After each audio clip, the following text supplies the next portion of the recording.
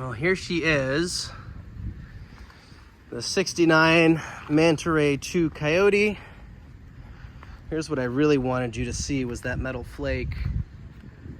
How nice it still is. Like I said, that's all original metal flake with 3 layers of clear over it. And you can see up real nice. Now I wanted to notate, like I said, there is some stress cracks and stuff that's under the clear coat, so you can see a little bit there. So that was just cleared over, as well as a little bit of oxidization that wasn't able to come off of the previous clear.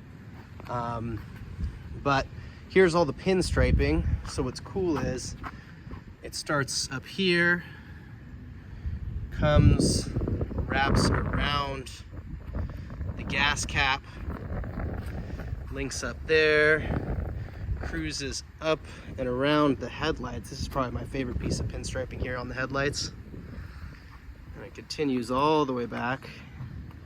See how it's nice clean lines too. Around the tail lights. I left the original Hella lenses as well. I was thinking about changing them, but I wanted to keep as many things original on this car as possible.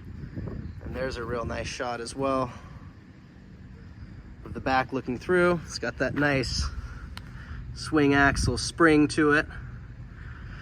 This is actually the original headers that came with the car as well. These are not aftermarket headers. You can tell because they're actually custom bent out to clear the bumpers. And these bumpers are original Kyote bumpers as well. They are fabbed up there. I took this all off and sanded it, painted it. Most of the metal parts I took and either sandblasted and had it powder coated, or sandblasted and painted. The headers actually I did have sandblasted and ceramic coated. There's a little bit of corrosion coming through, as does on ceramic coating exhaust, but here was the photo that you saw prior, notating that everything under the engine bay was done.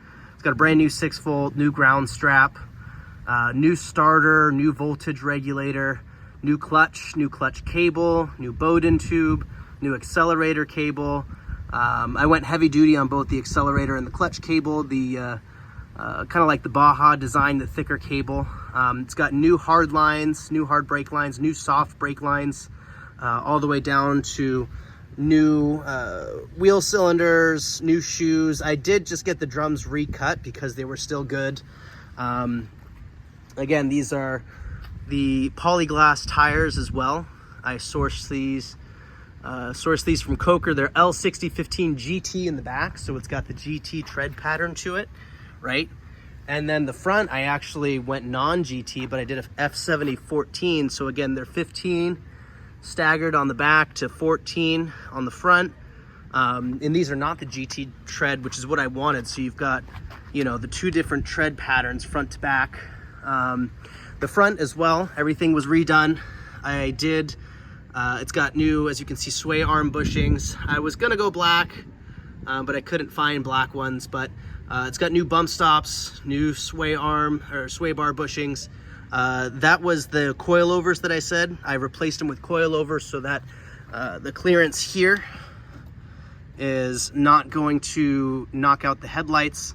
I also replaced the master cylinder with a top style reservoired bus master cylinder because it has a bigger diameter stopping, okay?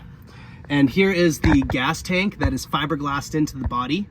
That was one of the first signs that I noticed on the car that led me to believe it was built at his shop, because that's not an easy job to do necessarily, to custom design the gas tank to be fiberglassed into the body. And what else do we want to look at? Everything was sanded and painted through the front beam, everything like that. And paint's worn off a little bit there from the sway bar, or the tow bar, pardon me. Everything's good, everything's solid. These are actually cat eye marker lenses. So they're like 1950s, 60s kind of hot rod there, glass bulb. So that's kind of a nicer touch that I really wanted to have detailed on there. Here is the gas tank, right? So you pop that. That's your gas tank access down there. That's a little bit tricky to open. The original one had a little handle on it to turn, but it's easy enough. You got to kind of just get in there and really give it a good turn. What else do we need to know? The wipers do work. Oh, here is what I wanted to show you as well. This is the original. You can't really see it because it doesn't want to focus. There we go. The original Sigla made in West Germany glass. And then here's what I wanted to notate to you as well. So there's the little chip in it, as you can see there, right? So it's a little imperfection. If wanted, I can totally include a new frame. This one is a little old, little corroded. I did pull that off and polish it up really good. I'm sure you could get it better than that. But I just wanted to keep a lot of originality on this car.